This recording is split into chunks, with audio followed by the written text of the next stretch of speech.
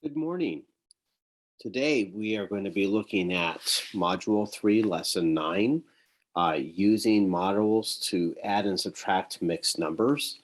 Um, in today's lesson, we will be looking at the fact that you can use models to add and subtract mixed numbers and improper fractions. But remember, the important part is to stop after you're finished because you need to first figure out, is it an improper fraction? That means, is the numerator larger than the denominator? If that is the case, then you need to divide it.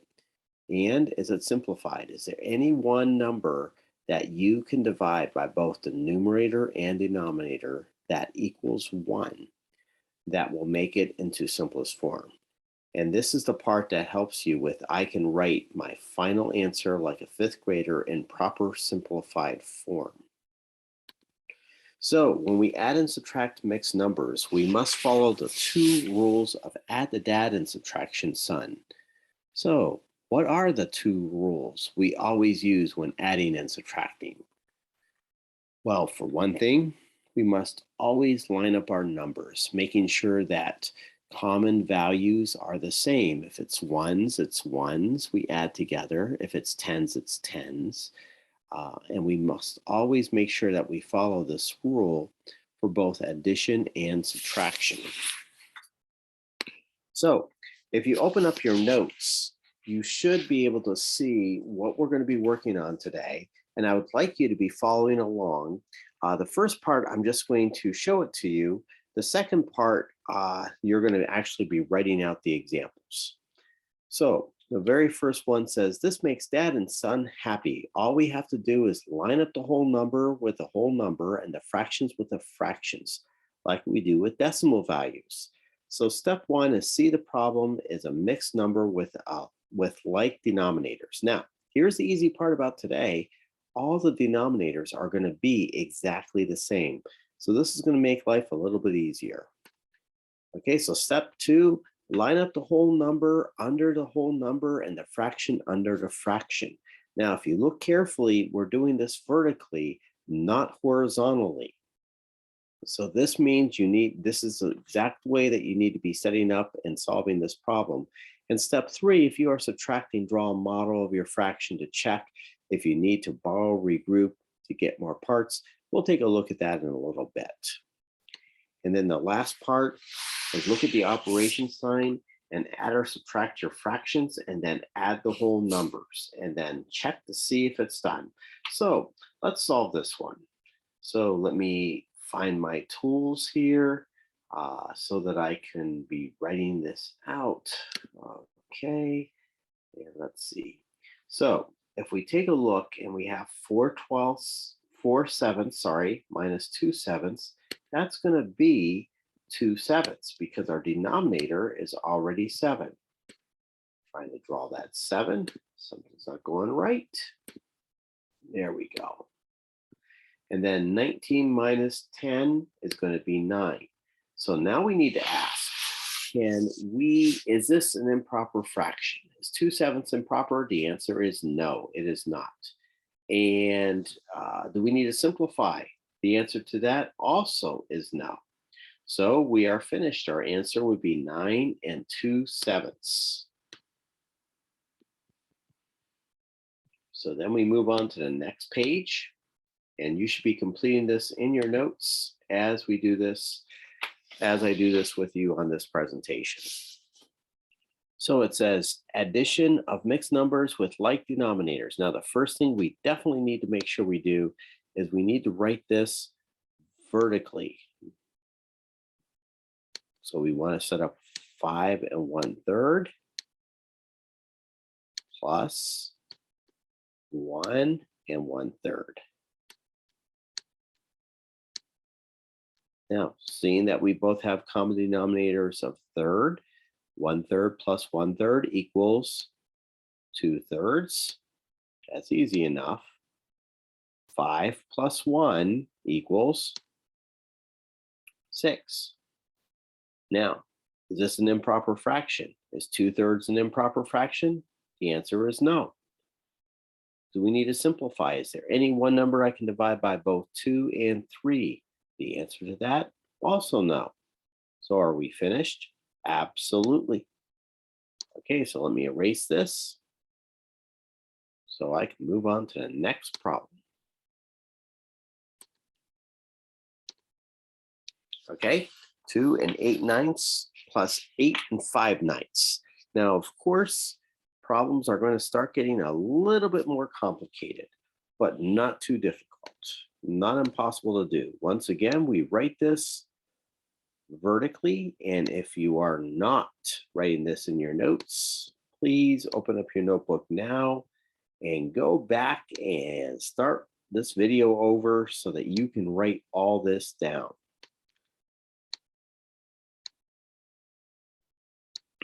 So we add 8/9 plus 5/9.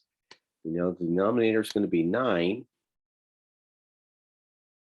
We know that that's going to be 13/9. And 2 plus 8 equals 10. Now we need to stop. Is this improper? The answer to that is yes. So we need to divide it out. Now, some of you might be able to figure out what 13/9 actually is as a mixed number, but some of the rest of us might need to actually divide it out, and there's nothing wrong with that. So 13 minus 9 is going to be 4. That 4 goes into the numerator, and the denominator is the number we divided by. So that's actually going to be 1 and 4/9, but we can't forget the 10 that's over here. We have to add that in as well. So that's going to make it 11 and 4/9. And the next question is, can we simplify this? The answer to that is no. So we are done. So in some cases, this is where it comes into play that you have to check out to see if it's an improper or if it's simplified. You have to be careful about that to make sure that that is really the case. All right, let's move on to the next one. Okay, we have 4 and 3/4 minus, this one's a subtraction problem, minus 2 and 1/4. So we set it up vertically, 4 and 3/4. We put right underneath it 2 and 1/4.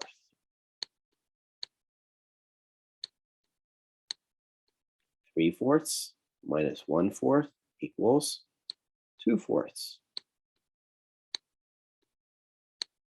And 4 minus 2 is 2. Now, is this improper? No, it's not. But can we simplify it? And the answer to that is yes. They're both even numbers, so we can divide both of them by 2 halves. 2 halves equals 1, so we're not changing the value of this fraction. 2 divided by 2 is 1, and 4 divided by 2 is 2. So we simplified. Are we done? Well, we can't forget this 2 right here. This 2 needs to be brought right over here because this does say equal, and 2 and 2/4 is equal to 2 and 1/2. Actually, just to make sure there's no confusion, make sure that that 2 is big enough so you know it's a whole number. We don't want that to look like 1/22. All right. Let's move on to the next one.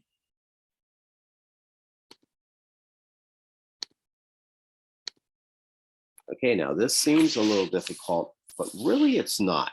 It's a subtraction problem. And in this case, we only have one mixed number and one whole number. So we have 11 and 8/19 minus 6. 8/19 minus nothing. Well, this is pretty simple. It's 8/19. And 11 minus 6, that's 5. So is this an improper fraction? The answer to that is no. Does it need to be simplified? No, it cannot be simplified. Now, if this happened to be 18, it could, but it's not, it's 19. So our answer is 5 8/19. Now, of course, things do get a little bit more tricky and more complicated, but not much, but you do need to pay attention. Whoops, let me change that so I can go to the next page. Okay, so here we have 9 minus 5 and 13/17. Now, in this case, you can't just put down 13/17 here because we have to subtract something from 13/17. So what do we always do whenever we don't have enough value up here? We can put a 0, but that's not going to help us any. We're going to have to regroup. So we're going to take 1 away from the 9, and we have to come up with a fraction that equals 1. But look here, we have a 17 down here as a denominator. So we're going to want to have a 17 here as our denominator as well to make our life a little easier. So what's our numerator going to be if it's going to equal 1? 17/17. 17/17 minus 13/17 equals 4/17. And 8 minus 5 is 3. Is this an improper fraction? The answer is no. Can we simplify? The answer is no. Are we done? The answer is yes. Okay, so our answer is 3 4/17. And we're going to look at the last one for today. And this is, whoops, this is where it gets just a little bit more tricky, but I'm going to show you a couple of easy tricks to use. So we have 16 5/9 minus 9 7/9. Now, what a lot of students want to do is they want to say 5/9 minus 7/9 is 2/9, but that's not true. That would be the case if it was reversed, but it's not. So we have to regroup again. We have to regroup to make this 15. So now we have to come up with a fraction that equals 1. And we notice that we have 9s in the denominator. So we're going to make 9/9. And if we take 9/9 plus 5/9, that's going to make 14/9.